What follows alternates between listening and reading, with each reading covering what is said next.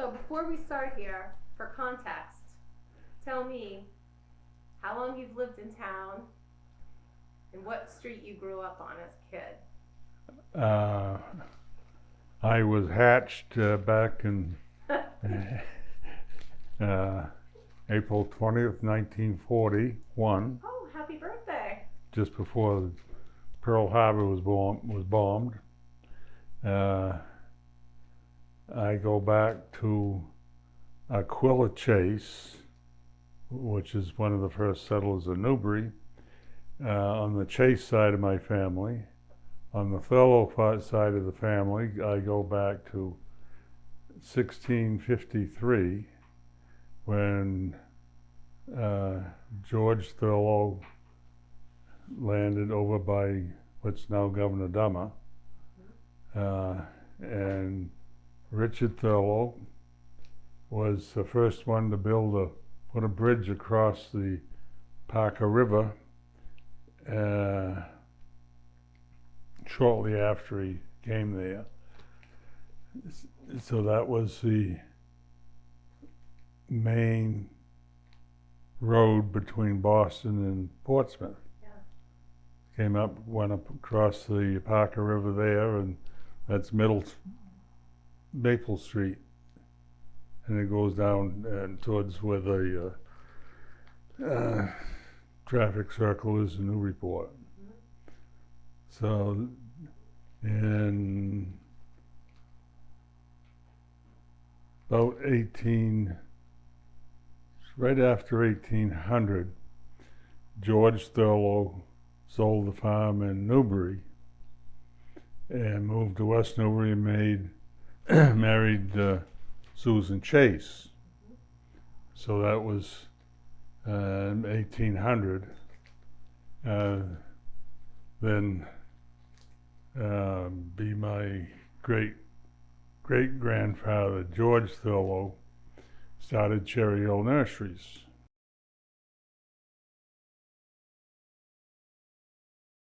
Oh, I didn't know that. And so they started that in 1832, and I'm the fifth generation. The nursery changed its operation probably about 3 or 4 times over the course of the years.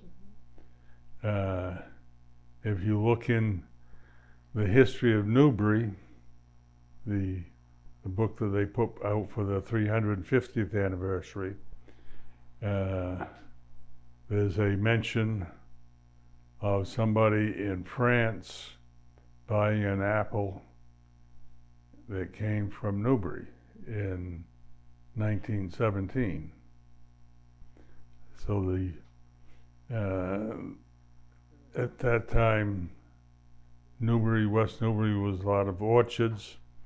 I have aerial photos taken in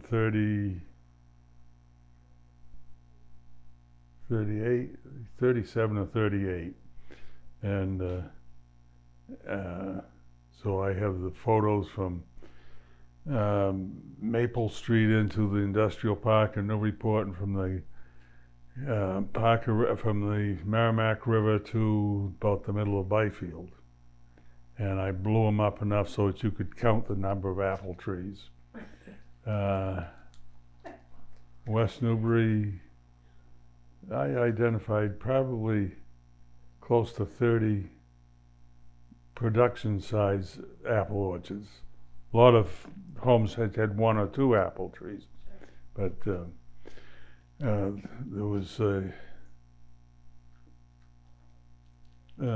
an industry of apples in West Newbury and Byfield, Orchard Street and Byfield. So I think the early days of Cherry Hill Nurseries ended up catering to the orchard business. One field that's right below my house on Bachelor Street was a demonstration orchard, the side hill, which is now in White Pine, behind my brother's house on Moulton Street. When we cleared that back in the early 50s, there was still some old apple trees in there. So it's then my great uncle, my grandfather's brother, Winthrop, got into hybridizing peonies. So in that pile there, someplace, it might be in the other box. There's a West Newbury little booklet that's put out by the West Newbury High School. I think it's in the top of the other box. Oh, this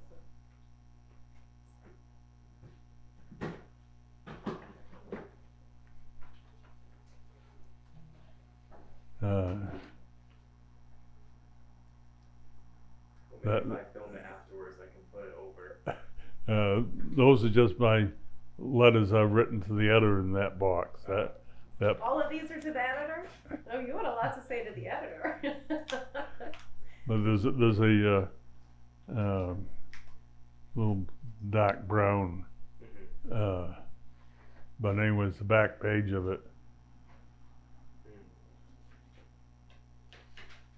Is it a book or? About a 8-page little The Breezes. But anyways, put out by the West Newbury High School students, about 4 copies a year, and the back page is the advertisement for Cherry Hill Nurseries. And it's interesting, the booklet is put out by the high school students. The ads help fund the thing. It's quite interesting to see the ads for all the different businesses in town, and none of which survived. And that is 1923, I think, is the date on it. Oh, wow. But someplace we might come across that. But it's kind of interesting to. Yeah. These rhododendrons around the building were donated by Cherry Hill. Yeah. And I don't know the date for them, but I do know they came from the nursery. Yeah. Mm-hmm. So that it went from orchid to peonies, iris, Other perennials, Mm-hmm. that type of thing. Yeah. And then it got into shrubbery, evergreens and rhododendrons, azaleas, that type of thing. And starting about 1990, got almost all wholesale. Mm-hmm. It went from a retail to a wholesale, and got more into shade trees. Yeah. And then the whole economy has changed, and we're probably one of the last growers in New England. There's a couple left, but they can grow it cheaper down in the Carolinas and ship it up here, and we can up here cheaper than we can grow it here. Isn't that amazing? There's about say from New Jersey to here, what would take us 5 years to grow, they can do in 4. So not only they grow it faster, but some of it is cheaper labor and cheaper land. Sure. Can't compete. You sitting on land now, it's kind of expensive. Yeah. And it's really the only way a farmer can survive here is if you have land that's been protected so that you can't be built on. Yeah. Did your family protect any of the land? Did the town buy back any of that land to preserve it? No, they haven't. Yeah. Well, yes, I should. They needed the potential well field over on Indian Hill Street to have the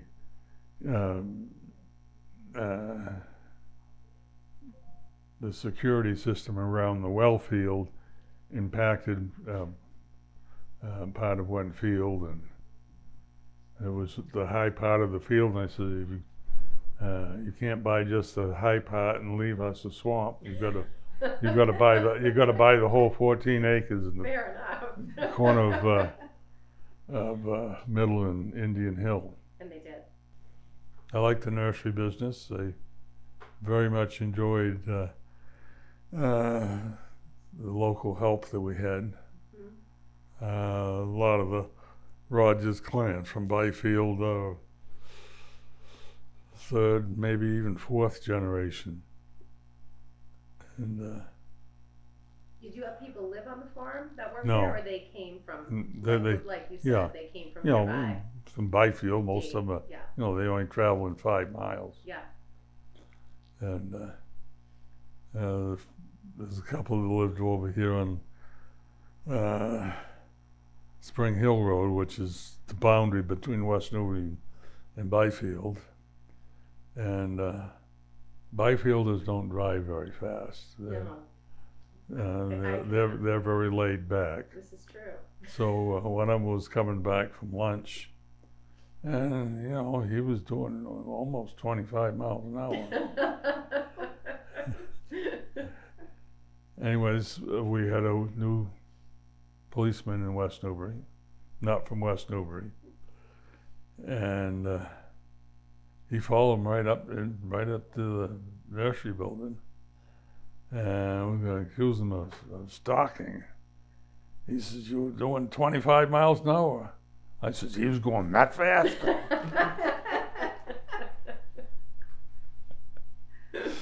But we had a couple that had tremendous eyesight. I mean, you see a quad sitting out in the field, and they'd be able to spot it. Who's that? All of them, there's a number of them that had very, very good eyesight, and they would spot things, and they'd pick up arrowheads, and Oh, really? I got quite a collection of arrowheads that were time or another that That's so neat. was found. Yeah. Those old newspapers, Mm-hmm. some of those go back into the 1700s. Oh, you have all these. A lot of, in the mid 1800s, there's some Yeah, this is 1890. These are family. This is saved by your family members. I have a long genealogy of hoarders. Oh. I don't know if there's another word for them, but We'll go with hoarders. uh, We'll call them archivists. They were just creating a family archive for you. but there is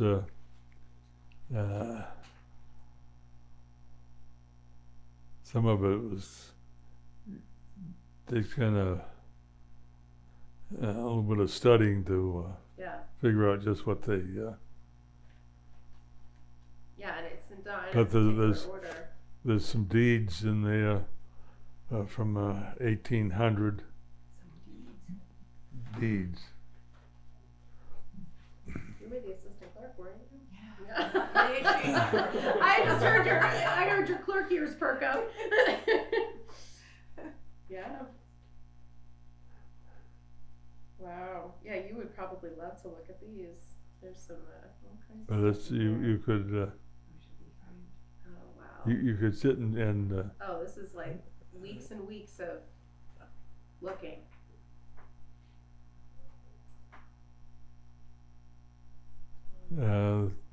someplace in there there's some railroad freight tickets from Granville Goodrich, which would be my great grand. Let me see. One great. Yeah. great-grandfather, 1880. I think there's another one in, I think there's two different ones in there. Yeah, there's a deed here. But anyways, he must have been a little bit of a wheeling dealing with the machinery. Freight for mowing machine from Boston to Byfield Depot, about $1.50. What a bargain. There was one envelope in there that's got 3 freight tickets. 2 going to Byfield, one going to Newburyport. There's another one in there. That was 1880. There's another one in there about 1890. And I think those are all going to Byfield. This is amazing that you have all these. And one of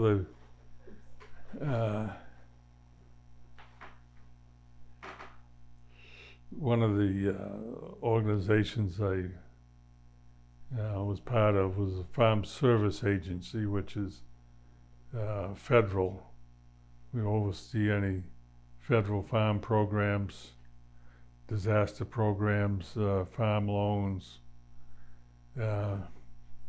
and all of the land measurements are done by aerial photography.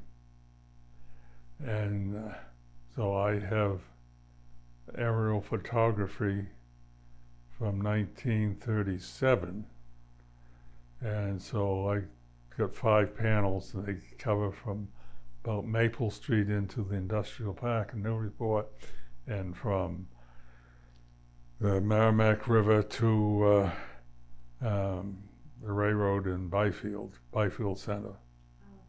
And what year were those taken? 1937. Okay. It was late in the fall, so the foliage is off. Yeah. So I blew them up enough so that you can count the number of apple trees. So that's well. Did you personally sit there and 1, 2, 3, 4? Yeah, the original panel is like that, and I blew them up to like that, and so. But anyways, it's enough so that you could count the number of apple trees, and I came up with around 35 commercial-sized operations in West Newbury. Yeah, you would never guess that was the case now. This looks like it's a deed from 1796. I mean, you can't believe what's over here. This is wild. But there is one in there that's in the 1700s. Yeah, we've got, John Adams. We've got all kinds of. Plus the writing on this piece here looks like it must be with a fountain pen. Oh, yeah. It looks like it could be partner to the Constitution. These are beautiful. They should be saved. They really are so beautiful. They should be framed. Mm-hmm. And digitized. The whole package looks like that. 1,799. Beautiful. Yeah, just lovely. So Chase was your mother's side? Is that what you said, or that was your wife's family, Chase? What's that one? This one here. I'll have you take a look. Chase. Chase would be on my father's On side. your father's side. My mother came from southern Connecticut. Oh, she was an outsider. Yeah. Wow, are those wax chunks, original seals? Yes. Get that into home. Penmanship is. And so like that one's got a blotch of red down the bottom. So does this. That's a seal. Wow. It could be just a book on that. Honestly, John Moody of Newbury. What year is this one? Wow. 1705. Is that what this is? Where do you So- see it? This 13th of Oh, November, yeah. 1705. 1705. Jeez. Wow. That's one of the You oldest. look like 300 These years are old. antiques, this antiques. is before West Newbury existed. That's right. Yeah. Oh I think- my aren't they gosh. beautiful. The handwriting is just Mm. gorgeous. It is. Not like the hand scratch that I have. But Wow. These are things that families didn't keep, you know? This Yeah. is really unusual to This- have such a huge collection of Beautiful, things beautiful. like this. So what are you going to do with them? 1776. That's 250 years old. Yes. Wow. Oh, yeah, this one's older. my stepson and his wife are not the least bit interested. Well, Huh? we'd be happy to digitize them for you and give them back to you so that there's at least a record Well, it's of them, That's wonderful. you know, if that's something you're Yeah. interested in. If they're digitalized, then future people for years from now can always look them up. you know Yeah. how much longer these pieces of paper are going to That's stay together. That's kind of what I'm getting at, you know, if Yeah. we could digitize them, we But could if see, we could at least preserve the image of them for the future. Wow. you know, I don't have anybody coming behind me that's interested in saving that. Yeah. Well, You don't want to throw it away. no, this is, I mean- all of this is so important to the history, not just of West Newbury, but of Newbury, the whole area. Yeah. That's You right. know, because the names on these deeds are founding names. Mm, Yeah, this is a history of the land here. 1856. Perfect name. Wow. Those are keepers. Well, we'd be happy to digitize them for you and get them right back so you can put them in whatever little secret place Yeah. you keep them safe. But I think that whole packet is those real old. look at this one. Look at the handwriting. Here, No wonder it looks like the Constitution. It's older than it is. Yeah. It's older than the Constitution. That's crazy. Oh my gosh, you're right. Right? Right. Some of it you almost need a magnifying glass Yeah. I to. know the names too. Enoch. Mm. Yeah. You don't hear anybody called Enoch anymore. No. Oh, I'm so glad you brought this Moifus, in. Moifus? Moifus. M-O-F-I-S, Moifus. Moifus. That's an unusual one. Beautiful. Well, your ancestors were busy, weren't they? Wow. I mean, it'll take you Oh, it's days to. Well, because your family kept buying land to make the farm bigger, right? mhm. So Yeah, some of it's they own some salt marsh land down down Plum Bush area. Do they still own it?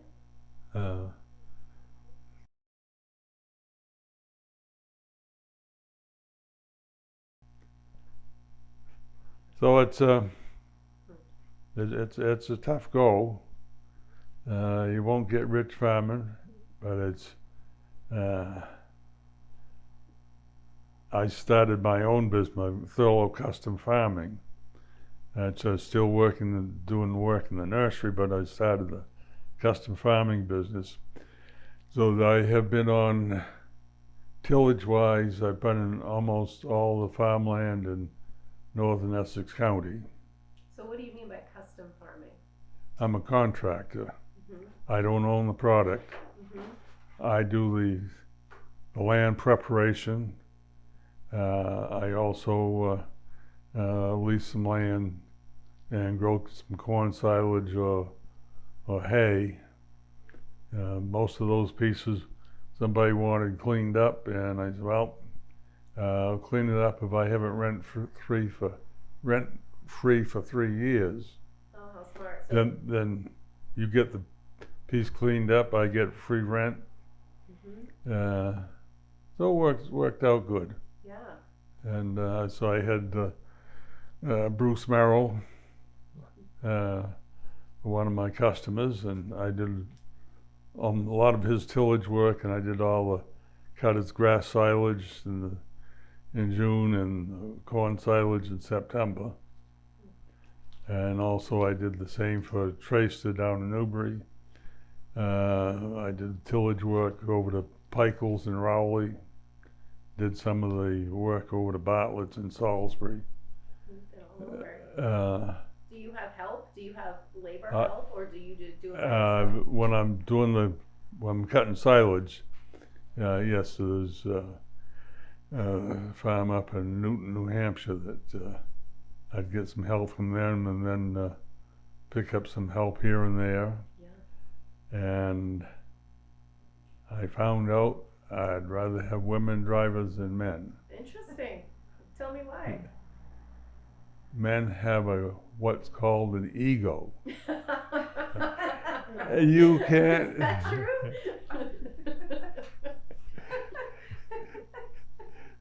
You can't tell a man how to drive. Driving in the field is completely different than driving in the road. I bet. And a woman, and I've had 3 different ones, and I tell them what to do, and they did very well, except for my wife. No, that was a total disaster. She up and quit on me right in the middle of one afternoon. She already knew not to listen. My trucks aren't fancy. They stop, the body goes up and down. They lack a few comforts. And like one of them, the gas pedal was missing, so you just had the rod sticking up. Well, if you didn't take your foot off just right while the thing ran at full bore, you had to kind of kick it sideways. Oh, God. I mean, you get used to it. And donuts in the farm field. I had Paul Hemingway's wife, Florence. Mm-hmm. Well, she's only about 4'10". She could, where everybody else sits down, she stands up.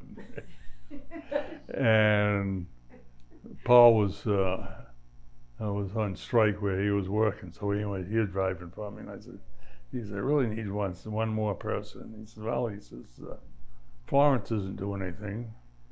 And I said, Florence, you want to drive for me? Well, I don't know. The only thing I ever drove was a pickup truck. I says, well, if you can't keep up, I throw a chain out, hook onto you, and I'll drag you around the field. And we were cutting the field of Bruce Merrill's right at the end of the lane. And there's a wet hole right through the middle of it. And I says, now, whatever gear you start in, I says, you can't shift during the thing. Put her right in the low gear and wind her up. And she had it wound up all right. I thought the motor was going to come out. But within a week, she had it right down pat. Gave her enough confidence so that that fall she signed up for being a school bus driver. Get out. And she could whip that school bus around. Now go into Newburyport High, rather than come in from High Street, they're supposed to come in from Low Street, and you've got to make about 120-degree turn. Well, she would whip that bus right around, get up in the parking lot, turn it around. And she went in there one day, and another woman driver, she was up there about 5 minutes trying to get the bus turned around. Bossy Flossie just hopped in there and she whipped it around. woman got out crying. But so it was. She just needed some encouraging to.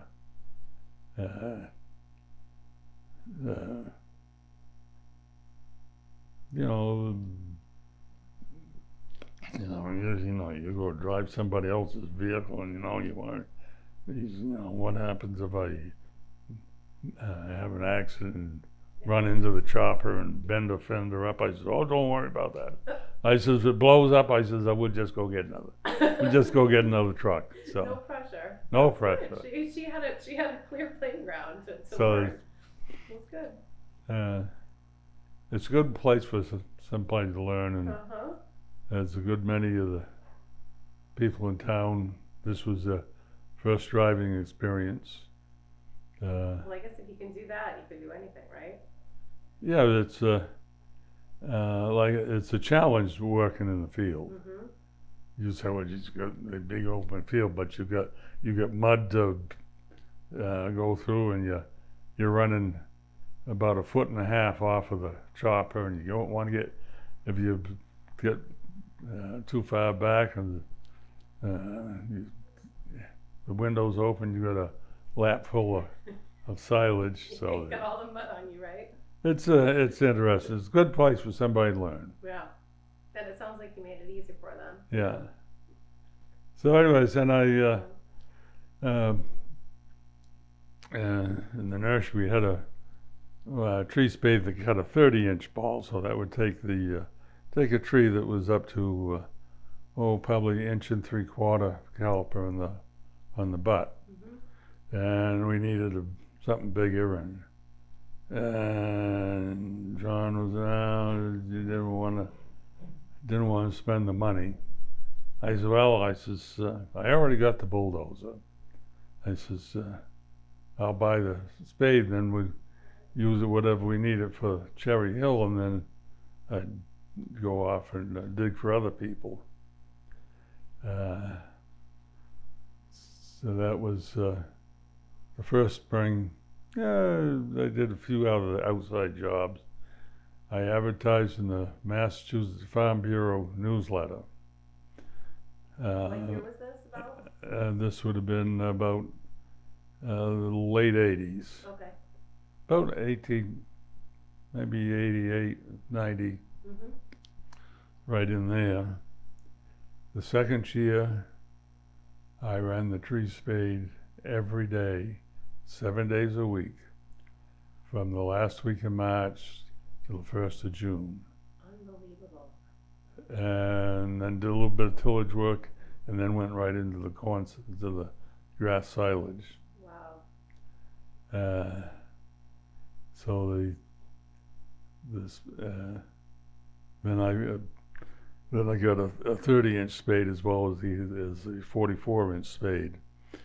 So I ended up going from Cranberry, New Hampshire, Gold Star Sod Farm up there, and spend a week digging 3-stem birch clumps. What? 3-stem birch clumps. Okay. Oh, so it's There's three stems. Yep. They're 3 individual plants. They put them together so that it looks like it's all one big clump. It isn't. It's actually 3 separate ones. I ended up. So I went up there every year for, I don't know, maybe 4 years. So there was a real need for this kind of work, and you filled it. I've done a lot of work down in the Plimpton, Duxbury, Plymouth area. I've gone down right before you go across Cape Cod Canal to dig a blueberry plantation out. The whole thing. About 2 acres of blueberries. Dug that out, and he was going to turn it back into cranberry bog. Yeah. So it's I had 2 customers that were in the cranberry business, as well as other things. There's one man I went to several times in Rochester, Mass. And any farmland in the town of Rochester, either he owned or he leased. He was in the vegetable business. His farm originally was a large dairy farm, a real large dairy barn, and that's converted to Jonathan Sprouts.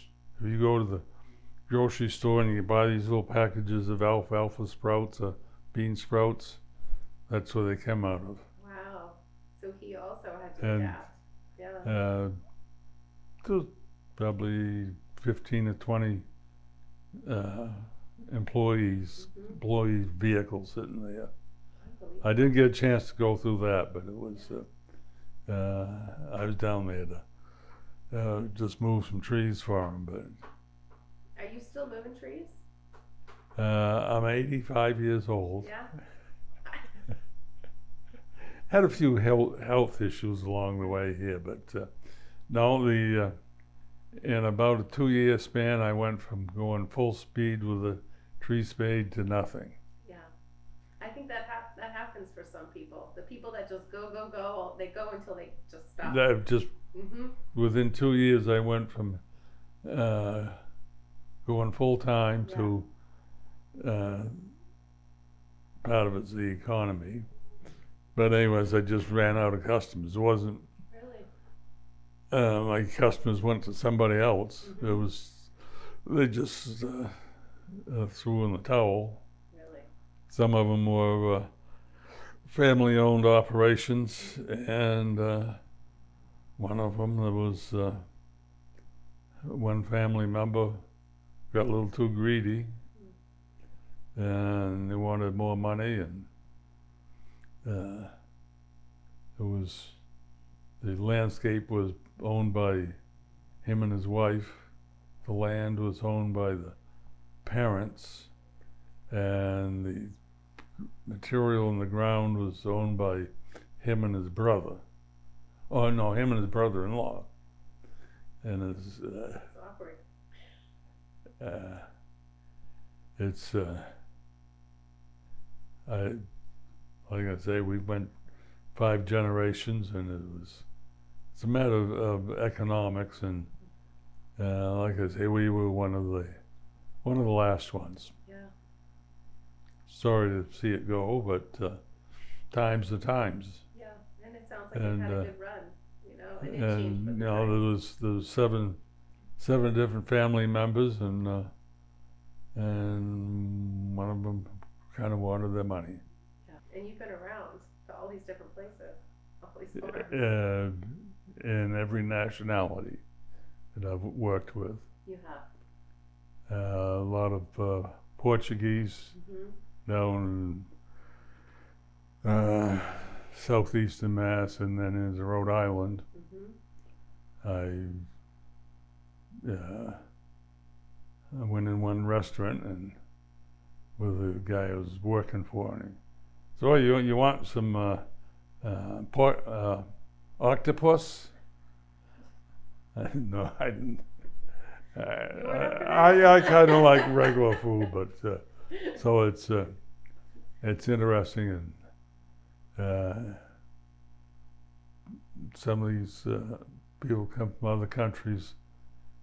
The first 2 or 3 generations find some of them, then find out how to work the government and take advantage of everything.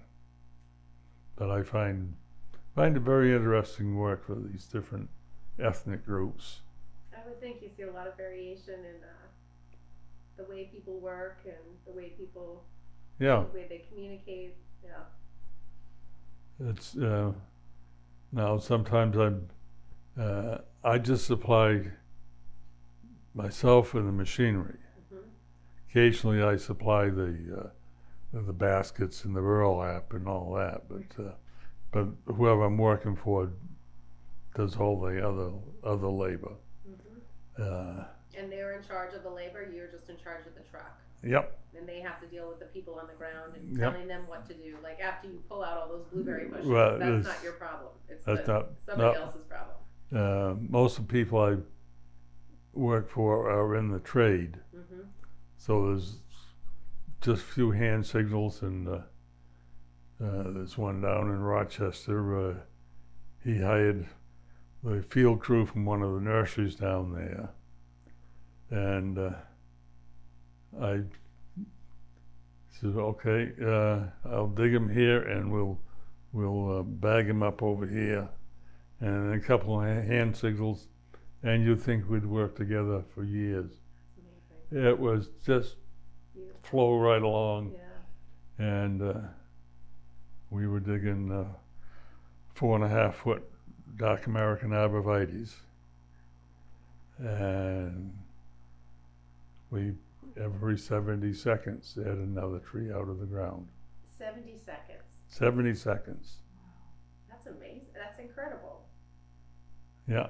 How do you get even from tree to tree in 70 seconds in That's- one of those that's- big machines? Not to mention digging it out, moving it to the side on top Oh, of it. I come over here, I dig the tree and back up and set over here and pick the thing up and pull the spades up part way. He knocks the bottom of the ball off, and I set it down on the ground and zip over and get the next one. Anything that you know, a farmer calls and he says, I've got X that I need you to dig out, that you were just like, oh, I don't want to do that, or I don't like digging those out, or anything you didn't prefer? Once in a while I get one that I said no. Yeah. Most of it is pretty good ground, and Yeah. some of it's kind of gravelly, but Yeah. no, we're getting right along good. Then you got to see all those different operations, all those different farms and how they ran their business. Everybody does something different, Mhm. and some of the most disorganized people, you wonder how in the world they ever could come out ahead. Yeah. Some of them do everything wrong and make money. The other ones, we try like hell to do everything just right, and It still they fails. goes bad. But it's so it's very interesting. Wow.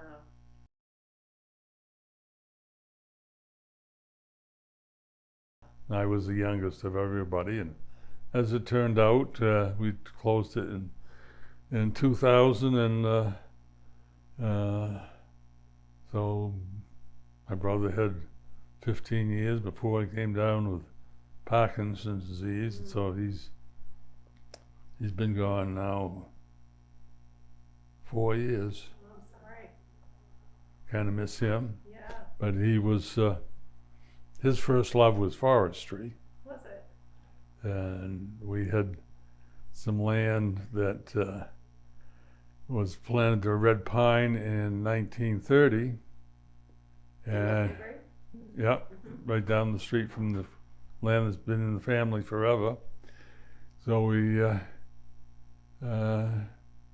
John and I, took good care of the forest, and did a thinning back in the mid 50s. Another one in the 70s, and because we had it under the forest tax rate, and we had to have a forest management plan, it was determined that it'd be mature in someplace right around 1999, 2000. So we contacted a couple of loggers in the area. One of them chips everything, and we came out and looked at the 8 acres, and he said, well, he says, yeah, he says, I can harvest those, I'd come in and chip it. He says, I'll chip the whole thing, and it'll be a wash. You can get it cleared, won't cost you anything. Would you really want to spend 70 years growing a crop, paying taxes on it, and then somebody said, well, I'll clean it off, it won't cost you anything. Yeah. So anyways, one of the magazines that John got, which I still get, is Northern Logger, which is the magazine for the Northeast, Pennsylvania, New York, New England. And there's always an ad in there for red pine poles. So they came out and they marked it, and these are for telephone poles. Well, sure. So you are looking at one of the few people in the area that has been in the business of growing telephone poles. Who would have guessed? I may be the only one. Telephone king of West Newbury. That's amazing. But they come out and they look at it, they get right next to it and look straight up, and then they turn 90 degrees and look straight up, and it's got to be almost perfect. Yeah. Ours weren't all perfect. A lot of them had about 6 feet. They had just a little crook in them. What causes that? The trees were planted in 1930. We have the bill of sale from Western Maine Forest Nursery. Mm-hmm. So we know they were put in 1930.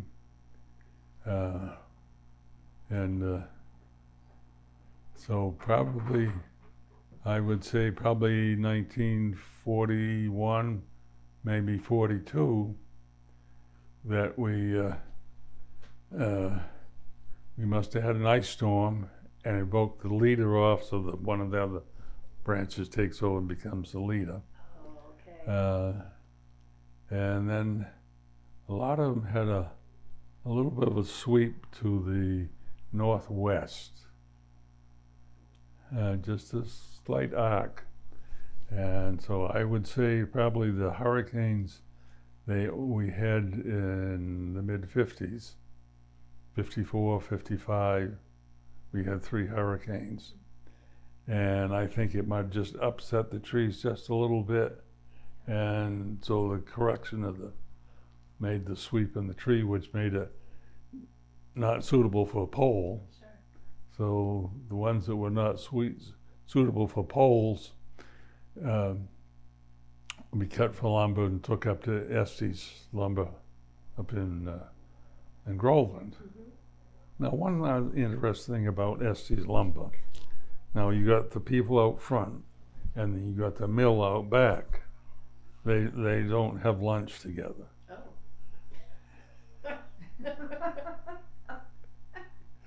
The mill workers are, they're gruff. I mean, they're hot and sweaty, and they're covered with sawdust.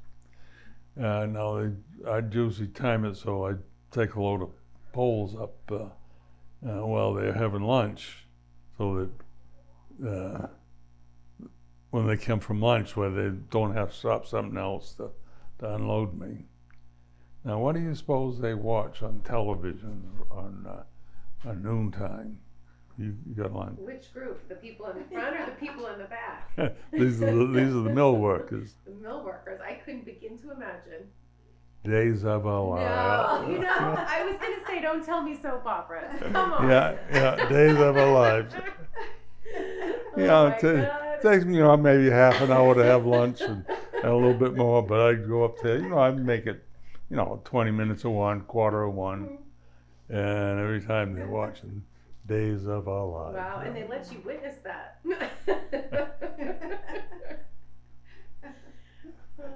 So anyways, the first year we got paid so much per pole for each side, so,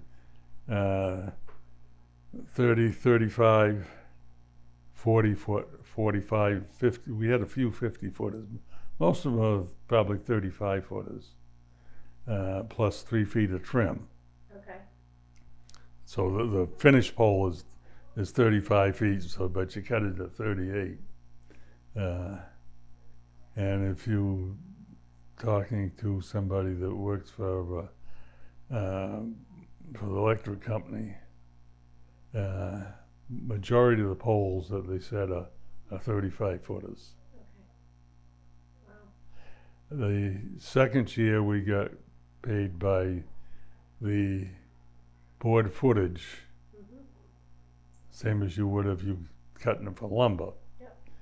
I watched a program recently from Michigan, and they were cutting red pine for poles. They came and looked at each went through the forest and looked at each thing to make sure it was straight. And by measuring the diameter up, like 6.5 feet high as you could reach, by judging the diameter of the trunk at that point, they can estimate pretty close what length of pole to cut. It was 5.5 inch was the minimum diameter, tip diameter, and usually they came in that it was probably more like 6.5 inch what they measured. We didn't have any that came real close to their minimum. And did you have to cut the trees down, or did the phone company come in and cut them? No, we cut them and hauled them, yarded them out to roadside. This one I was watching in Michigan, they were paid by the ton. Mm-hmm. So there's different ways to get paid. So we'd get them, just yard them out roadside, and they paid you by the piece? By the, well, like I said, first year we got paid by the piece. Second we paid by the board footage. Yeah. And this one in Michigan, they get paid by the ton. Yeah. So it probably all works out about the same, but sure. It's better than chipping them. Better than chipping them. But so, anyways, as I find that kind of interesting that I have a little niche that not more people have. I have never met a telephone pole farmer. But when you look at a telephone pole, there's a lot of information on there. Yeah. Most of them, you just see a little tag with a number on it. That's the name of the line. Below that, there's a number, might be in the single digits, or might be up to about 30 or 40. That's the number of the pole in that line. Okay. Ilsley Hill Road, for example, there's 12 poles going up Ilsley Hill. Mm-hmm. But all the houses are off common driveway and one single house. They all come off of in one spot off of pole number 12. So between Moulton Street and the top of the hill, there is no way to describe a point of land. So, in some of the jobs I've been on, and other people have done the same thing, the description of where the point of land is, you go to pole number 6, 50 feet north of pole number 6 on the east side, or you can point right. That's that's right where that chair sits. Wow. Things I've never thought about, but of course. And I have been to several jobs. The description is by the telephone pole number. Oh, wow.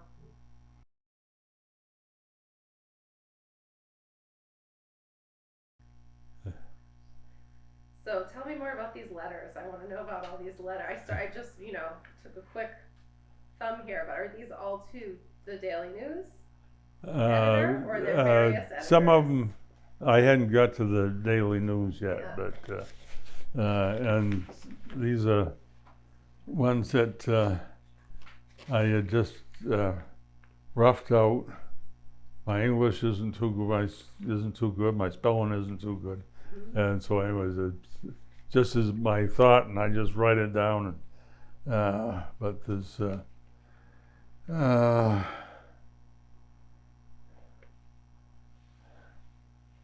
well, this is one about my different trucks I've had, and I've had, first one was the gas job. It was kind of interesting. I I had a neighbor that was working in a plastics company down in Peabody, A what company? plastics. Plastics, okay. And anyhow, they had trouble with their truck and they wanted to get rid of it. So that was in 1971. I bought in 1967, 4 years old, and never could get the thing to start good, and they had trouble. So I said, it sounds like the starter was bad. He said, well, he says, they took it to the garage, had supposed to have the starter rebuilt and get an inspection sticker. And I said, well, we'll take a chance on it. So I lugged it home, put a new starter on it, rebuilt the starter, and solved that problem. Worked fine. But the lights didn't work. Now there's a electrical cable goes from the back of the road tractor to the front of the trailer, and there's 7 wires in there. Well, that cable got looped down and rubbed on the drive shaft and shorted it out. So to solve the problem, they went in right where the junction box was. They cut 6 out of the 7 wires. Cut them? Cut them. Oh. So as it turned out, this owner of the garage lived in Merrimack, and I was used to mow his field, just rotary mower, just to keep it down. And anyhow, one time I was in a hurry. I didn't go as good a job as I should have. My fault. I was in a hurry. And anyways, I'd sent him the bill, and he sent it back. He says, well, I was very discouraged with the job you did, and but he says, I've got somebody else to do it. And I said, okay, well, that's fine. I says, but before you make trouble with somebody else's project, I says, you better look in the mirror. And I told him that the starter was never taken off, was never fixed, because the grease was still packed around the bolts. And he says, to solve the problem blowing the fuses, they just cut the wires. And I says, your garage also put an inspection sticker on it. Well, about 3 days later, I happened to be down in Peabody, so I stopped by his garage. And I walked in, the secretary says, can I help you? I says, I'm Richard Thurlow. Oh, hey, Joe wants to speak to you right away. I bet he did. I would hate to be anybody that crossed him that day. He was the most livid person I've ever seen. And I gave him whatever the information I had, the rough time schedule, and told him what company it was. And this was on Tuesday, I think. And he turned to his secretary. He says, I don't give a goddamn how long it takes. If it takes all week, he says, go through the files and find that repair order. And he, like I say, he was, I've never seen anybody as mad as that. He had reason to be. So it was, Helps when you know everybody. yeah. So I had a bunch of different trucks, but that was it. I had one, next one had a small Detroit diesel in it, which doesn't mean anything to most people. The Detroits were a 2-cycle engine. So it sounds like it's going twice as fast as what it is. Most are 4-cycle engines. Mm-hmm. This is a 2-cycle engine. Very simple, good economy, and it's one of the few engines that starts good in the winter. They even got a little cap on the top of it and fill up with ether, And if it will turn over, it'll start. How did you learn all the mechanics? Oh, some by trial and error. Yeah. Made a few mistakes, but Yeah. it's. I thought I wanted to be a agricultural engineer. I wanted to go out and have an engineering degree Mm-hmm. and be the one that was designing and making machinery. Mm-hmm. But first semester they hit you with calculus. High school math was a whiz. Geometry, trigonometry, nothing. Calculus, I still don't know what it was. I'm right there with you. It was. It's a different language, and I don't It understand was. It was completely different. Yeah. But it's. But anyways, I like machinery and Mm-hmm. tinker around and weld and Yeah. all that, and made a few homemade implements to use in the nursery. So. Yeah.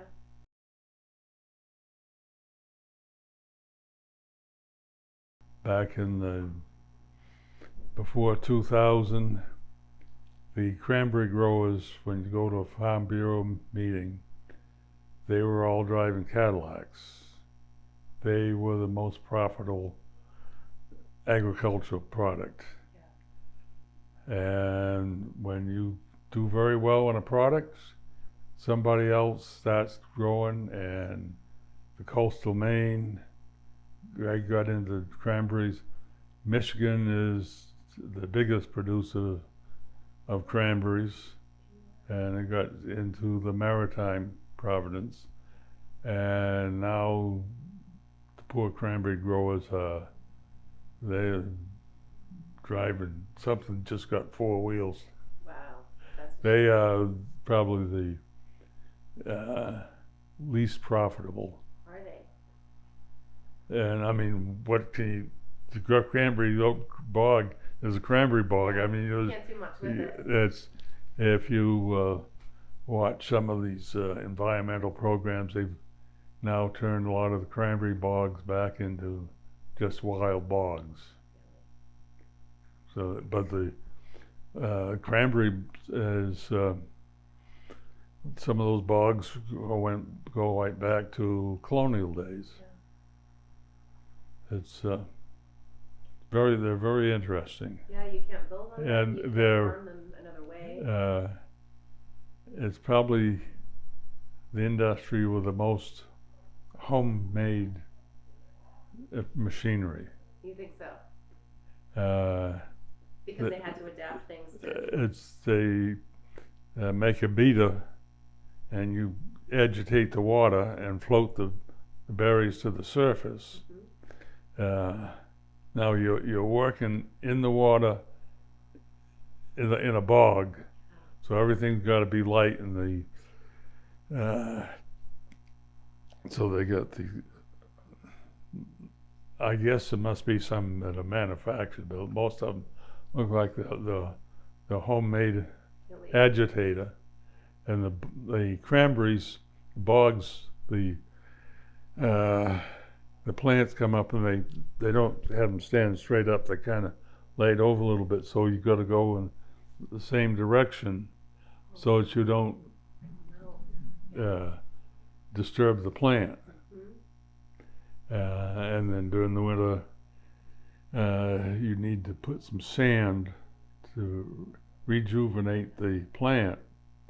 They put a thin layer of sand on, so in the middle of the winter, when everything's frozen, you see them go out these little homemade buggies, and they spread a thin layer of sand on the top of the bog. Oh, how interesting! I never knew that. It's but everything looks like it's homemade. These little buggies, they take like a half-ton pickup, Yeah. strip everything right down to the frame, throw the motor away, Yeah. and they get a little 4-cylinder Wisconsin air-cooled motor, Mhm. and chain drive that to the transmission, and of course they've thrown the body away, so they just make a little 4x4 platform, and that's what they used to run around on the bogs. Unbelievable.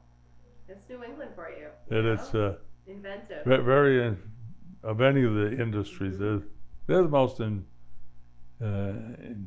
ingenious to. Yeah, they had to adapt. Yeah. Yeah.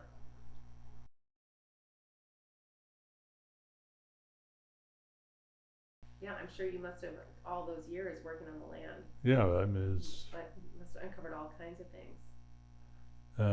It's. You know, every time you take a crop off, you've also sold pumps. Some of you. You also did what? Every time you take a crop off, you've also taken some of the land with it. Yeah. Now, the nursery started in 1832 and we closed it in 2000. That's quite a few crops. That's quite a few. Right next to the land that we never owned. I would say we probably taken at least 3 feet off the land, and so now I'm a big believer in cover crops. Mm-hmm. So when we finish taking the crop off, grow a crop of buckwheat, plant that in first part of June, and that would go to flower, and by the middle of July, plow that under, put another crop in, and then in the middle of September, plow that under and plant rye. So in 2 years, I think I can put probably a good 2 inches of organic matter back in the soil. Yeah. So part of the business of growing a nursery is making topsoil. Yeah, I never thought of that. Of course it is. I've gone other places that they take a crop off, they spray it with Roundup, kill all the weeds, might kill a few people in the process, but then they just go and put another crop on there, sell some more of the loam. We were as close to being organic farmers as you can be. Surprising. Especially with orchards. It's a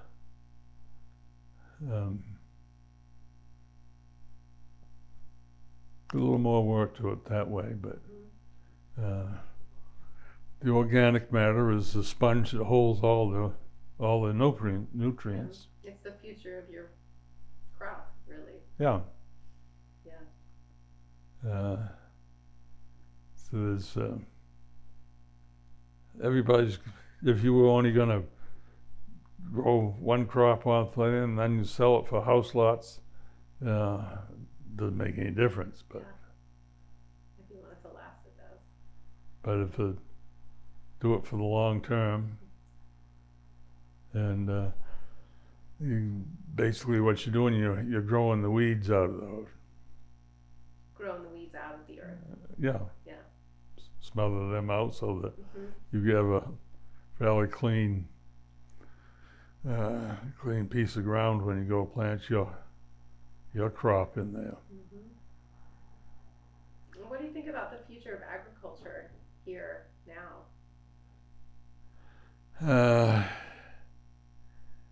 Part of it is the mentality of the general public. They think it's all, just all nice and pretty, but when they want to put up with the negative, which I don't think is negative, they do. Just for an example, right now, there's one man that has some chickens and a couple of goats and got this and that, but the wife especially is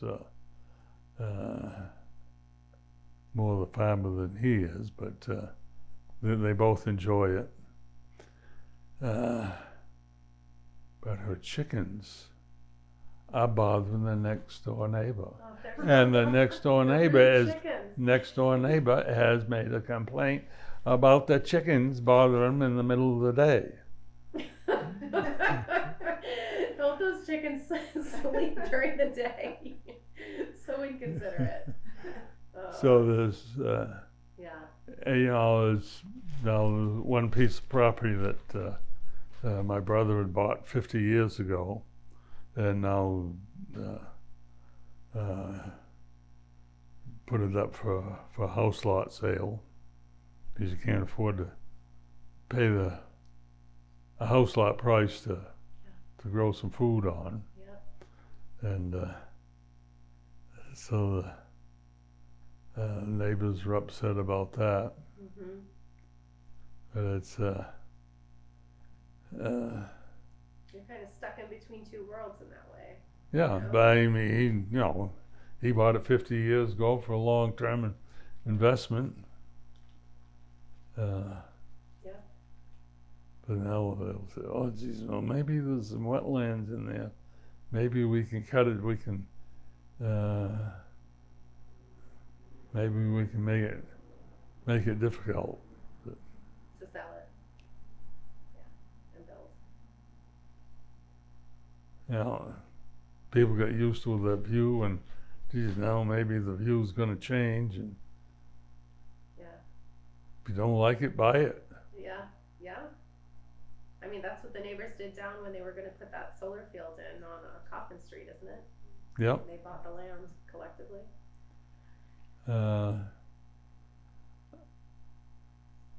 We, in the farm papers, every year we get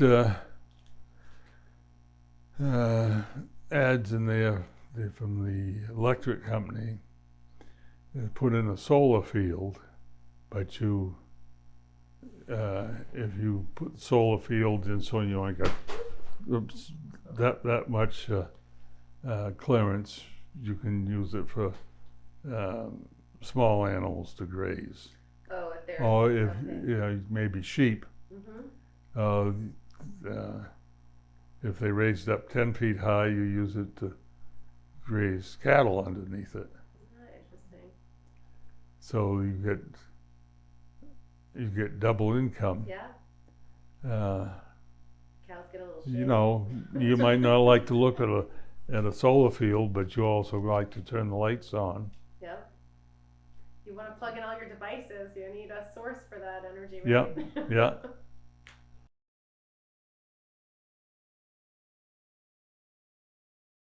So anyways, Yeah.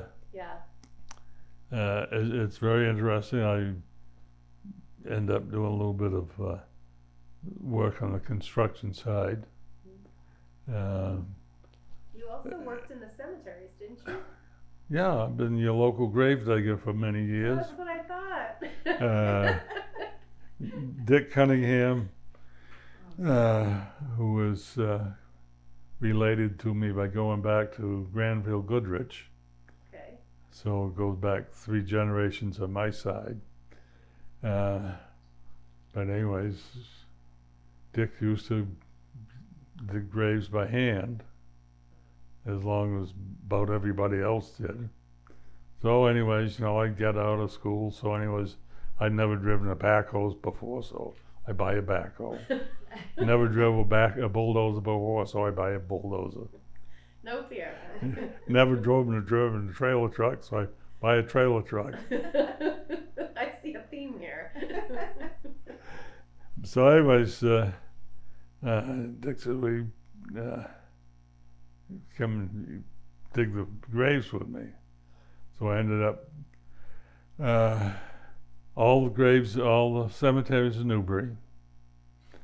So there's, let me see, there's the one South Byfield, the one by the Parker River where all the savages are. There's a little small cemetery right by the marina. Mm-hmm. Right next to just a small one. So I came home, I told my wife, I says, I've been over to cemetery over there in Newbury where all the savages are. What? I said, no, that's their name. You gotta be careful these days, you know. Our janitor's name is Savage. Yeah. So I knew what you meant. It doesn't Yeah, sound but good. yeah, but the way I said it, like Forget it. then the one by the upper green in Newbury, one by the lower green in Newbury, where the first settlers landed. And in the winter, I did Belleville and Newburyport. Oh yeah. During the summer, they got their regular ground crew does it. Then I do 3 out of the 4 in West Newbury, and the one in Rocks Village. And you were the only digger for all of those graveyards? Yeah. Except for the one in Newburyport in the summer? Yeah. Wow. And then Jimmy Thornton, who was Acme Vault, so they were in the vault business. Anyways, he started digging some graves, and load of backhoe like I have is kind of a dinosaur. So he bought one of those mini excavators on tracks, which is much more maneuverable, much easier to get around the cemetery. He's got all the fiberglass mats, so he get in there with the excavator, and it's just big enough so that he can carry the vaults in. And then he can back his truck right in, so he dig the hole and swing it right around, and dump it right in the truck, and haul everything off. So he's got it set up. He got it all set up just right. And the interesting thing about that is, because if you're a grave digger and you're going by someplace and they're digging a grave, you got to go in and see. So I'm up in Exeter, New Hampshire, and I'm going by this small cemetery. Sure enough, there's a truck in there with an excavator. I got to go in because I got to. I mean, if you're a grave digger, you want to see how somebody else is doing it. So this man is out of Exeter, and he does all the small cemeteries from about Kingston to just to Portsmouth. Doesn't do the ones in Portsmouth. So he does all the country cemeteries. And Jim does everything from Kingston down this all the way to Rowley. So there's only 2 people. Unbelievable. That basically there's only just 2 people that dig all the small cemeteries between Rowley and Portsmouth. That's unreal. Wow. That's unreal. Yeah. Have all the specialized equipment, have all just the right things.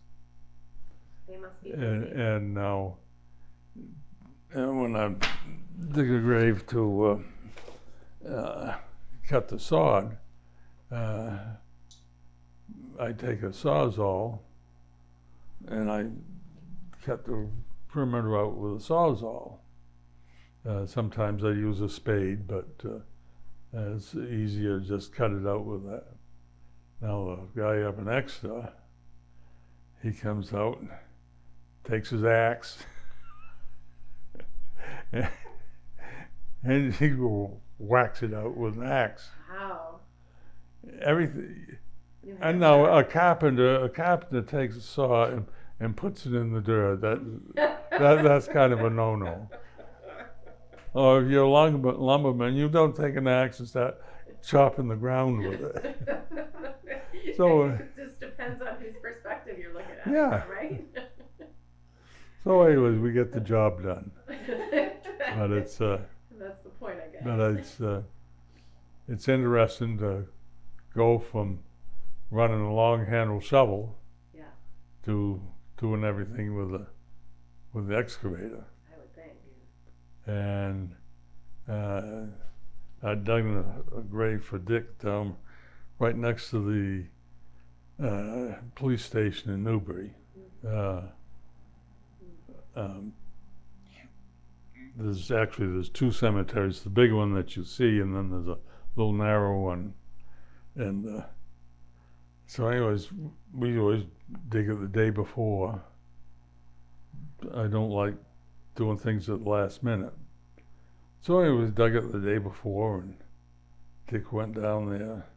It was probably a 10 o'clock service, and he went down there and he said, "Jesus, I thought that dirt pile was bigger than that." And he looked, and Jesus, somebody started filled the grave in a little bit, and there was about that much of a hand sticking out. And Dick said, "Jesus Christ, I better go next door and get the police over here." And turned out it was a mannequin. But anyways, a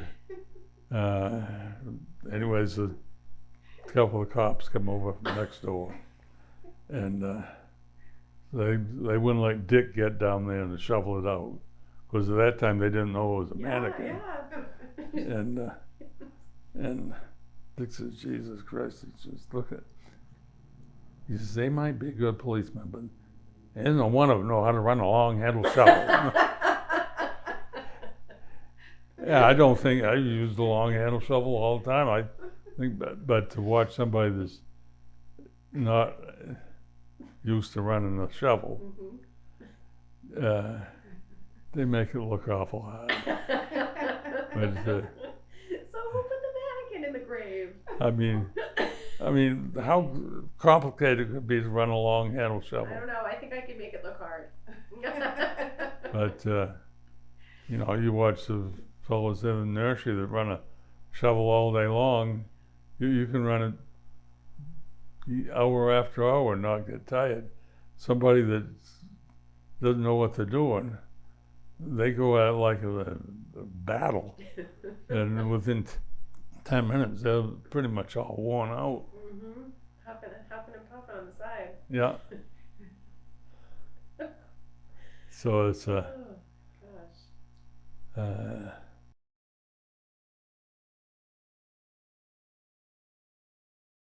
You've seen a lot. You've seen a lot all over this whole area. yeah.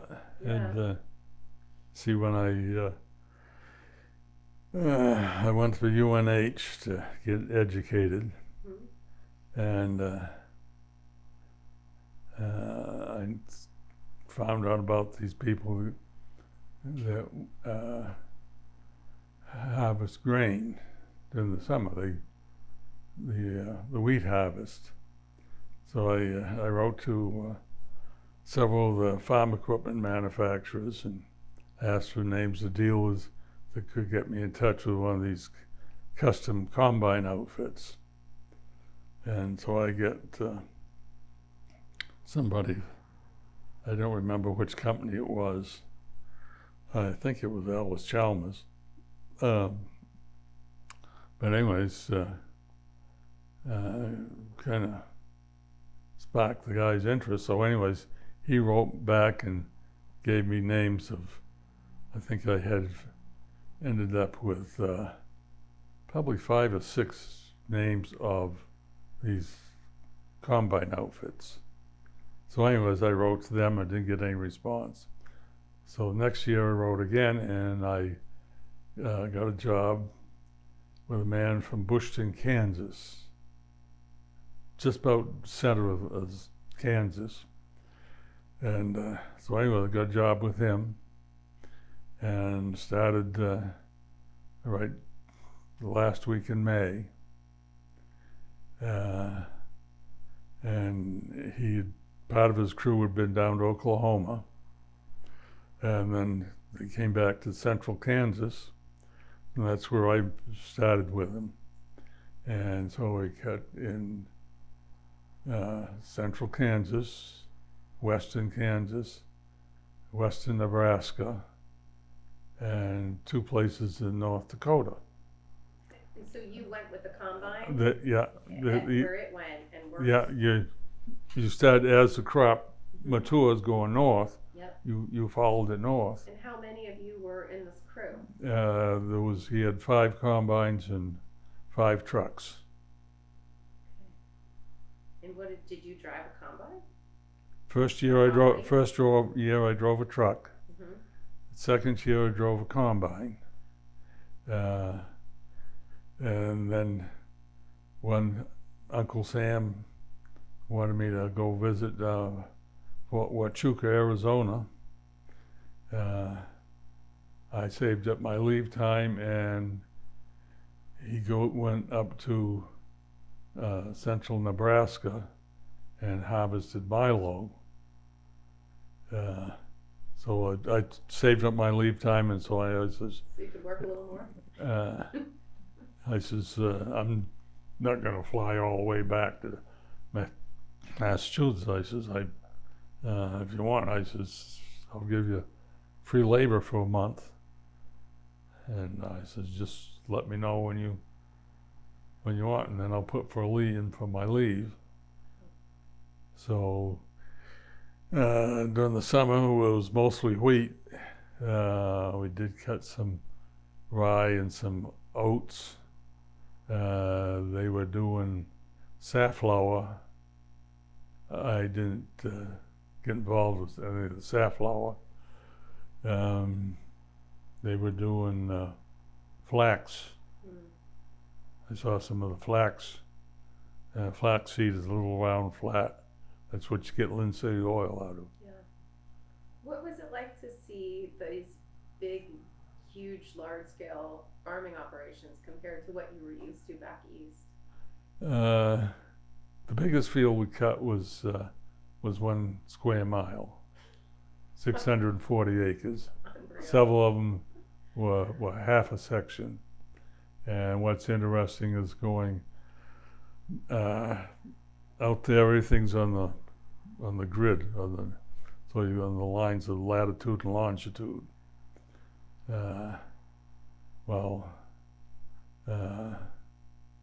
Latitude is going around the Earth, so that line is straight. But when you go north and south, you've got to adjust for the curvature of the Earth. So every 13 miles, you've got this jig and a jog. And I would say it might have been, I'm just kind of going by memory, I'd say it might have been 300 feet in the jog to compensate for the curvature of the Earth. No small distance. And then you get into western Nebraska, which is almost no no people live there. Really? It's just we were commuting, I don't know, probably 30 miles to the field, and going down this dirt road, and it's flat ground with these dips in it. So we're going along 60 miles an hour on a dirt road, and we go down this dip and came up, and there was a B-52 bomber that filled that whole windshield. What do you mean? That's where they practice their low-level flying. Oh God. Terrifying. About 200 feet off the ground, maybe. At the most, might even been less than 200. A little bit of a shock? Yeah.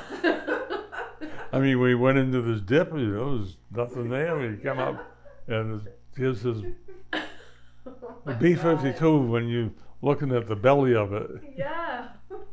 And just the contrast of having not even any other evidence of civilization around. Yeah. Just the field, the B-52, you. The town we were hauling into, which was like 30 miles, and there was probably 5 houses. 5 houses and a grain elevator. Wow. So it was A totally different world. completely different. Yeah. Do you feel like that informed your work later in life? in any way? It was interesting to go back and see it again, but to see,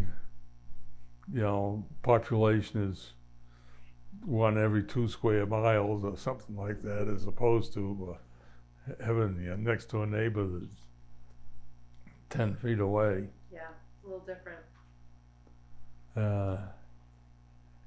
There's an unwritten law out there that if you see somebody in trouble, you stop. Mm.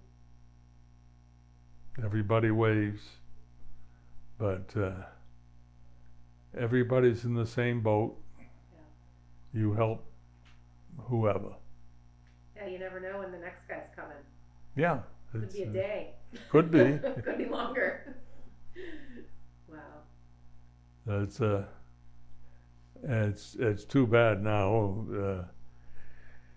At that point, the weight limit on the streets, on the roads, were 24,000 gross weight. Mm-hmm. Your 6-wheel trucks, those were all 32,000 that you see around. The 24,000 is a light duty 6-wheel truck. Mm-hmm.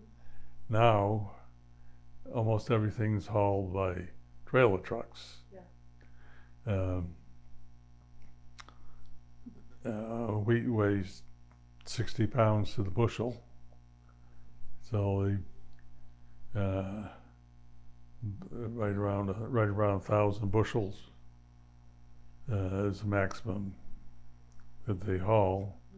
On the trailer truck now, the trucks we had, two of them carried 220 bushels. The other one 240 bushels. Wow. Now they're counting 600. Yeah. Triple, double. But it was a wonderful experience, and I think part of everybody's education should be to go out there. Yeah, it would. Yeah. Yeah. And certainly being in the military police in southern Arizona was an education too. Oh, I'm sure it was. Sure it was. What did you do in Arizona? I was a military police. Last thing I think I'd want to be would be a policeman, but that's what Uncle Sam thought I should be, so let's. And what year was that?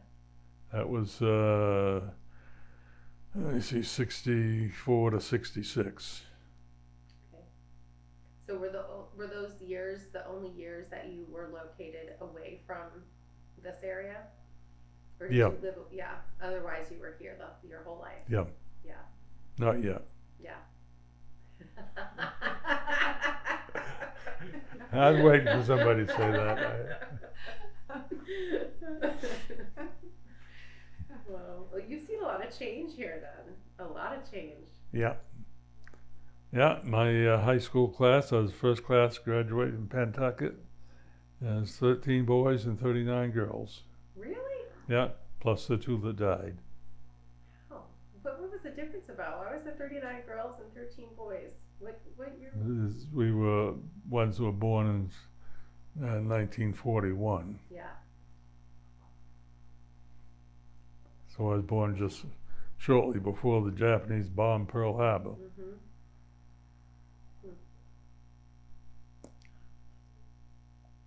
They were drafted to the war. I was drafted. The draft ended probably 8 years after I went in. I think everybody should go in. Yeah, I agree with you. I think You have a different perspective on things. Yeah.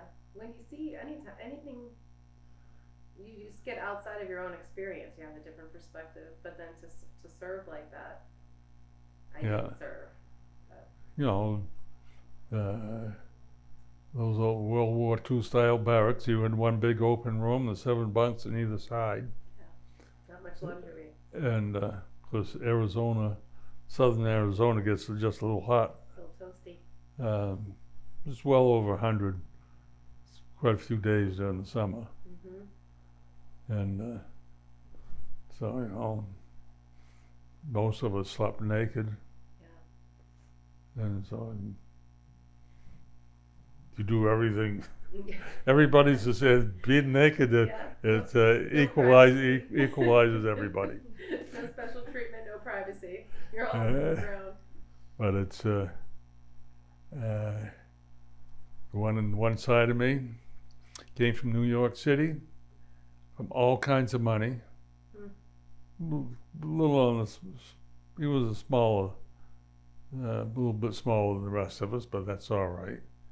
But he went downtown and he bought a gold bracelet that he thought he'd like.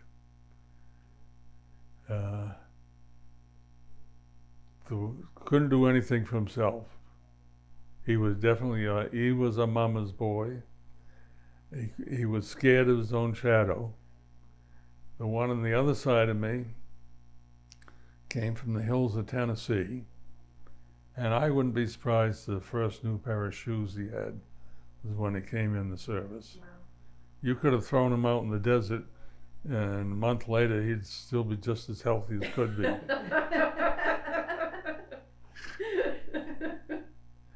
So there was one kid that was he never spent any money, so he was a banker. So most of them, you know, they spend the money, they get paid the first of the month, and pretty soon, in 10 days, they're broke. But he was a banker, so anyway, anybody needed money was, because his expression you get is 10 for 5. Yeah, I was going to say, what was his interest rate? Yeah, well, they always give us a lecture about how much you could charge, but anyways, there was about 3 of us were the entrepreneurs of the group.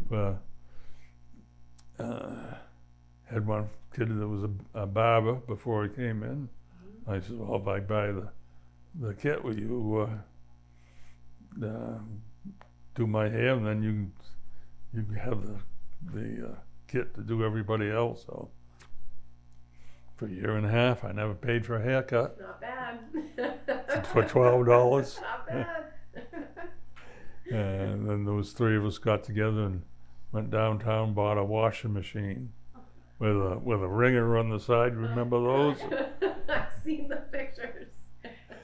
So I owned the clothespin. There was a clothesline outside, so I owned the clothespins, and I owned the iron. Another kid bought the ironing board, and like I say, 3 of us went together and bought the washing machine. Brilliant. You gotta make the most of what you can, right? Yeah, it was. But we were one of the sharpest troops around. We had some very good duty sergeants, and our officers were very good. So. Did you stay in touch with any of them over the years? I never kept in touch with anybody. A couple of them I should have. I had one friend that was came from Yankton, South Dakota, and I took my pickup truck out there. So anyways, I was driving back. So anyways, he got out about the same time I did. So he had some other things to ship home. So I loaded my truck up, and so he got out a month or 2 before I did. So it was end of February. I left southern Arizona, went to Yankton, South Dakota, which is right on the North Dakota line. In February, they had a couple inches of snow that night. Now out there, you got the farm countries, and then everybody else lives on little quarter-acre lots in town. Like I say, just a couple of inches of snow. Looked across the street, and there's no snow in the yard or the driveway, but it's all right up in front of the garage door, right to the roof line. That was the edge of the storm. Everything's is flat out there. Yeah. Everything blows right Oh, in town, it just and got pushed all and the then way. whatever you got for an obstacle, Right. that's where it piles up. That's where it collects. Yep. So you just can't get out of the house. Couldn't get out of the house, but oh my god.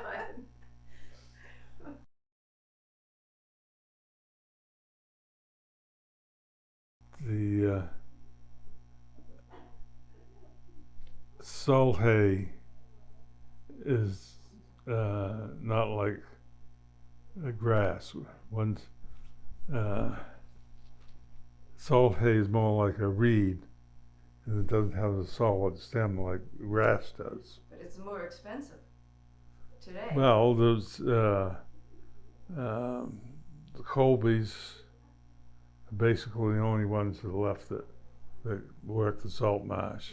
I live out on the island. They just cut it all last week. They were out there. They cut on the low tide. Yeah. I went down to see Bob one day, and he said, well, he says, that storm backed in. He says, I had 40 acres of hay got washed out to sea last night. Oh no! It just come right in, gave it a haircut, took it all out. It was he'd mowed it, Heated Yeah. and so it all floated out. When was that? Oh, I don't know. A This long was, time ago. yeah, maybe 10 or 15 years ago. Oh god. But the marsh is almost like Jello. The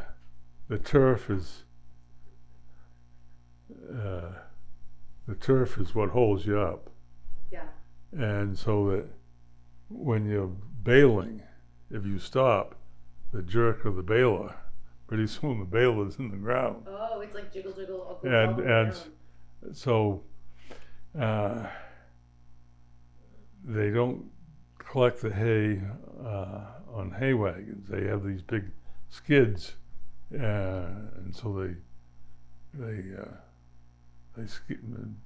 just drag the big skid down and drag it off the marsh and stack it up. And Bob takes a lot of it down to goes to Connecticut. Really? If you're growing strawberries, you put some hay on it for winter protection, and anything that grows in the salt marsh won't grow on the upland, and vice versa. So to mulch your roses or strawberries or whatever, salt hay is the best. If you can't get that, then they'll use rye straw. What is it about the salt hay that makes it better? Because you have no chance of any weeds. Oh. And because it comes where it's okay. more like a reed, it doesn't pack down, and so it will stay a little fluffy Got it. for the frost protection. Yeah. And, And then lets it seeds out then again, you just so- take that and you push that in the walkways, and That makes sense. I never knew that. but it's I went to a Farm Bureau meeting one time, and I said, well, I got a man that hays 12 months out of the year, but only on the low tides. I went down there when, middle of February, Bob was going out to mow hay. Really? No. Yeah. Wow.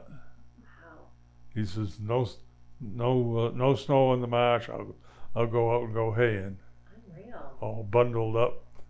But the earth wasn't as jellyish. It was a little more hard packed because of the cold, wasn't it? Maybe a little bit, yeah. But it's, I uses light tractors and put dual tires on it. So he needs to get his ground pressure down to someplace under 8 pounds. That's the pressure of the vehicle on the ground? Yeah. Okay. So you take weight off to lessen that? Me standing, I probably am. I think I figured out when I get all my weight in one foot when you're walking, you know, then you. So I'm running someplace around 7 to 8 pounds per square inch. I love how you say it. I'm running anywhere from like he's a tractor. Yeah. My small That's how you're tractor. running, huh? My small tractor, I run it someplace right around 10 pounds a square inch. Okay. My big tractor, I run about 18 or 19. Yeah, the first time I saw the big machinery out on that marsh, I was like, how is it not sinking into the marsh? How does this work? You don't stop. You put Colby uses dual tires on his baler. Mm-hmm. And so what does that do? Just gives you a little more surface? flotation. Yeah. Yeah. So it's completely different. Talk to these other farmers, all upland farmers, who I start telling them about the guy, my customer cuts a salt marsh, and I says, yeah, he probably cuts 1,000 acres out there. So years ago, they had the hay. The haycocks. Yeah. They redid a few of those years ago. The ones right next to Route 1, so they, so you can see them.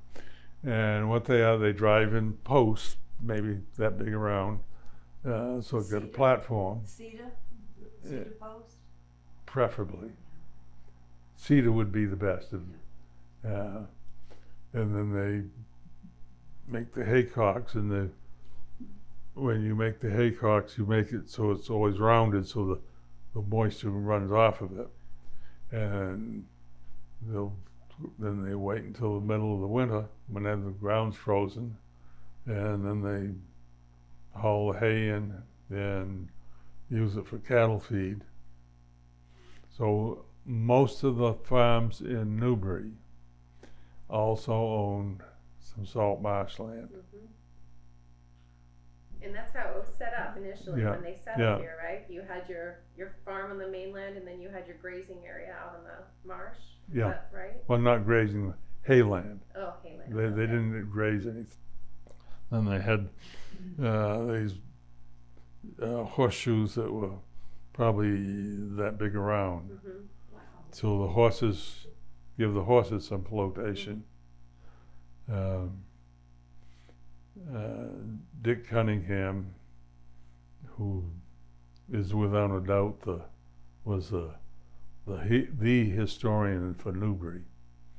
So when Jane Wilde was doing title work, she'd go to Dick. Now, what about so and so's land? And there's almost no landmarks out there, but Dick knew everybody, and Dick was very helpful to her as a title examiner to determine where these different pieces of land were. Sure. Not even a telephone pole to identify the land, right? Wow. It's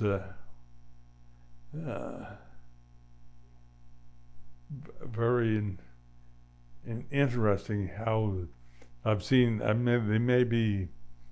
There was the Thurlows had some salt marshland, and the description was very interesting as to how they determined where this piece of land was. I mean, you look at the salt marsh and there's no reference points. Yeah, what do you say? Like 20 yards past the large pine tree on the. Yeah, that's. How else can you describe it? Yeah.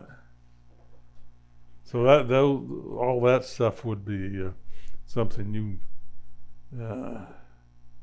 if you want to take that and look at it piece by piece. I would love to. I would love to. This is like just a giant pile of this area's history. It's unbelievable. But anyway, there's a couple of wills in there. But like I say, a lot of 1800, mid 1800s, and there's several pieces in there that's right around 1710. Mm-hmm. Yeah, this is 1743. This is Wow. yeah. On top there's really cool. I noticed he signed it with his thumbprint in wax. Yeah. Yeah. So there's, yeah. I mean, Didn't you have articles in the Newbury? I did, and let me see. what was in your file here? Whoa. I got this.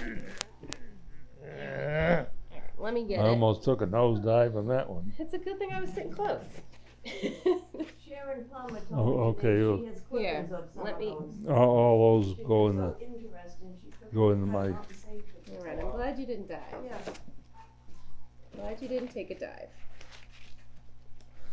But anyways, You alright? yeah. Okay. You want any water or anything? No, I'm Okay. Yeah, these are all the letters I sent to the Newburyport News. Did you hear me say Sharon Plummer thought they were also interesting, she cut them out and was saving them? I saved most of them. And there's a whole bunch here that I just scratched out, I never sent in. The one about the salt marsh mosquitoes. Okay. Oh, Did I told you about that one? no, but, no, we haven't. Uh, I know there's different kinds. We have the planning board, and this is in June, and the title of my letter was "There's been a murder at Town Hall on Monday night, and on June 5th,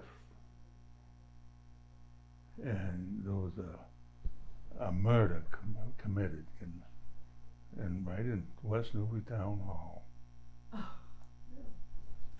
There was we were holding a planning board meeting, and it was Jane Wild and Bert Knoll, Jane Wild, myself, Doc Brackbill, and I forget now who the first, probably Tom Cook. And there was we were doing something anyways.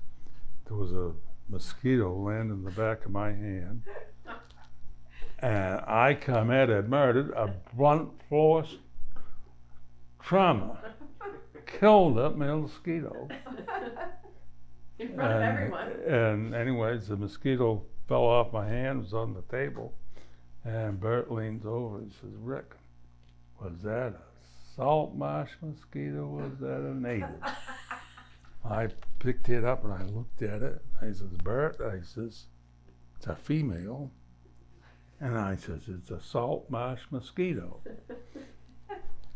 And Jane Wild, who was a little bit gullible, and she says, "What are you talking about?" I says, "Look at it." I says, "Jane," I says, "it's got a brown and gray striped legs." I says, "That's a salt marsh mosquito." I says, "The natives have an all brown leg." And I says, "Besides," I says, it's a female." And Jane says, "God damn you two. One will tell a lie, and the other one will swear to it."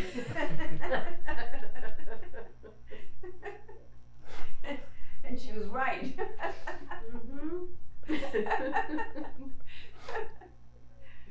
She says, the two of you, she says, I can't trust either one of you. I says, yeah. I says, the salt marsh ones have a gray and brown striped leg, and the natives have an all brown leg. And I says, no, seeing as how I work outside all the time, and I've been bitten by so many mosquitoes, I says, I'm almost immune to them. And I says, no, the native mosquitoes, most actors dawn and dusk. And if you're out in the middle of a dusty field, you very seldom get bit by a native mosquito. The salt marsh mosquitoes are very much aggressive, and they travel a longer distance, and they'll bite you all day long. But the salt marsh mosquitoes breed on the salt marsh, but they only come inland about 15 miles. If you're 20 miles inland, you very rarely would find a salt marsh mosquito. Now that's information you really need to know. Full of information. Now, and talking to somebody that operates a bulldozer for a living, we got talking about the greenheads. Oh. And he says, well, he says, I've only found one repellent for greenheads. It's Avon's Skin So Soft. To this day. To this day. That's what they tell you. That's right. Mm-hmm. I think that kept him in your business, right? Yeah, probably. I don't think anyone's having any That's parties right. anymore. That's right. Oh my gosh. Well, So- are you talked out? Oh, I could go, let me see, Talk a dog off a meat wagon, they say. you probably could.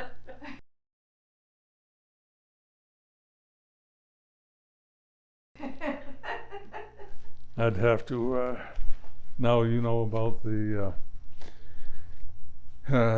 Seacoast Scenic Highway. No, tell me. Well, I'm a collector of memorabilia and everything else. Mm-hmm. And so everybody, I just seem to have a magnet. And so somebody comes by something, like they pass it off onto me. So I had a blueprint, not like that. There was probably a handout at a hearing.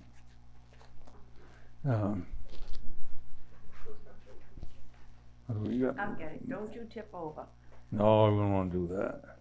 After all, you got 1/8 of a ton here. What was it? What are you carrying? What was the term?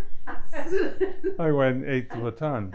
He's running about running about 7 something. 7 to 8 inches pounds per square. So anyways, somebody gave me a blueprint like this, the Seacoast Scenic Highway.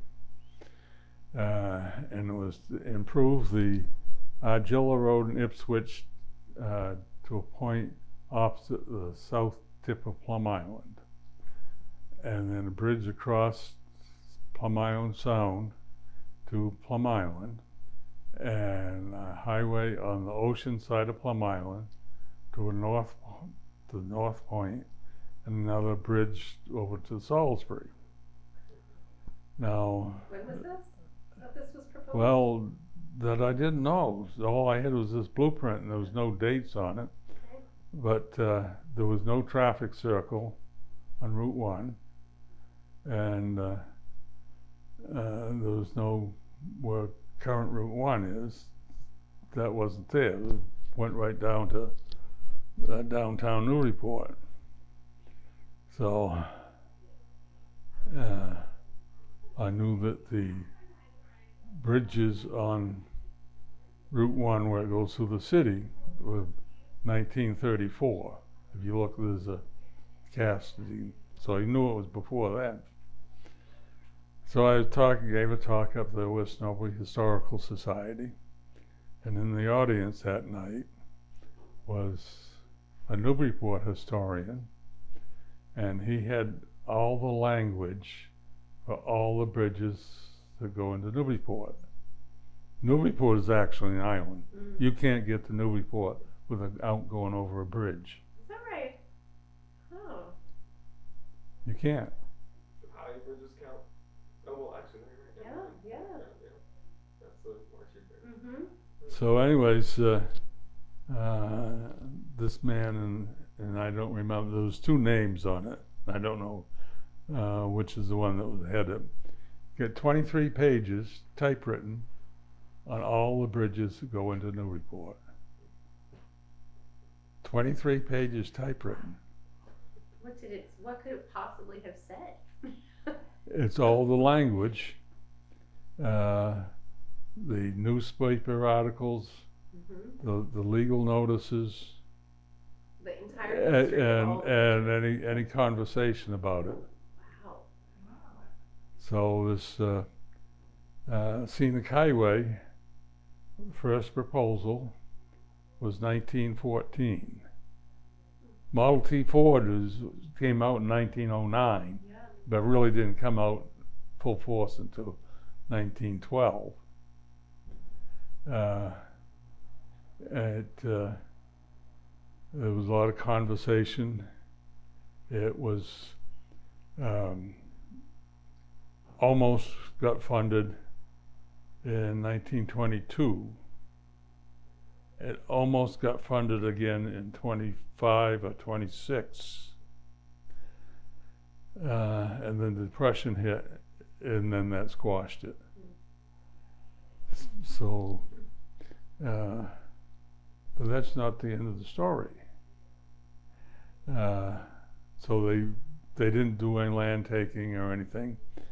And a few years ago, I was talking with somebody from Mass DOT, and he says, that's funny. He says, because south of Ipswich, several places where land goes out into the bay a little bit, there's land takings that go to the water. So the section south of Ipswich, that section must have gone a little further to the point that they'd done the land taking. So it was probably from Boston, you could go up all the way along the coast, right on the coast. Wow.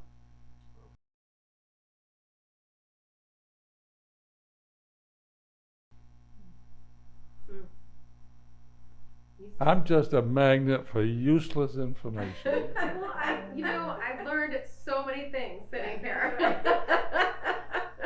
And I made one mistake. Virginia James, who used to live right on Cherry Hill and Indian Hill Street. So they actually butted the land that the nursery had. And she was very good friends with my sister, and never got married. Just an old maid, lives down in Newburyport, and she was a collector of history, and she had a box, probably bigger than that, and she had a lot of the history of different houses in West Newbury area, and family genealogy that went way back, and she doesn't have anybody to give it to. She says, would you take it? And so anyways, I got that, and then I talked to my friend Jane Wild, and I says, you want to look at that? Well, she thought I was giving it to her. I saw her a couple months later. I said, Jane, I said, you've done looking at that? Oh, she says, I thought you gave that to me. I said, well, do you know where it is? No, I don't know where it is. Oh, God. Oh, That the thing's lost. oh. but she had, she had a filing cabinet, and you couldn't have got it in them. You'd have to have 2 of these baskets like that. And she never found it. Never found it. Is this the Jane Wilde that moved to the Cape? And I said, well, really, Right here, wasn't it? I have some other relatives in West Newbury that might be interested in some of it. But so I've asked her a couple times, have you found it? Oh, she says, I thought you gave it to me. No, I says, I lent it to you to look at it. That's a loss. That's a shame. loss. But you know what? Maybe it'll turn up. You never know. What you've got and what you say is phenomenal. It is. This is incredible what you have here. You can have your glasses Yeah, back. sure. It's really, my mind is blown. Really. You know, you should do like a talk hour once a month or something, once every couple of months. And tell your stories and let the people hear what really went on years ago. Because every time I talk to you, I learn something, and it's some of it is really humorous because the way it happened, it just. Well, it's the things like a telephone pole. Now, who in the hell would be interested in a goddamn telephone pole? You have a certain way of telling a story. I know. We gotta hear it from you. I think the better phrase is who would be able to tell a good story about telephone poles? That's right.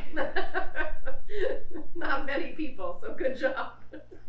Well, I have got to go. Okay. As always, it's been interesting. Yeah, I'm so glad you were here. And I hope something really nice happens with all that paperwork because it's. Yeah. Yeah. But all that old thing there. Oh, that old stuff Yeah. from Yeah. 1704 with wax, with real wax seals on it. So you're in good hands Yeah. with these. Yeah. So you haven't even got to that other No, tub. I'm like this. If this is this, what's in this other box? Why don't I? This is to be continued. Yeah. Thanks for setting this up, Diane. Yeah. Yeah.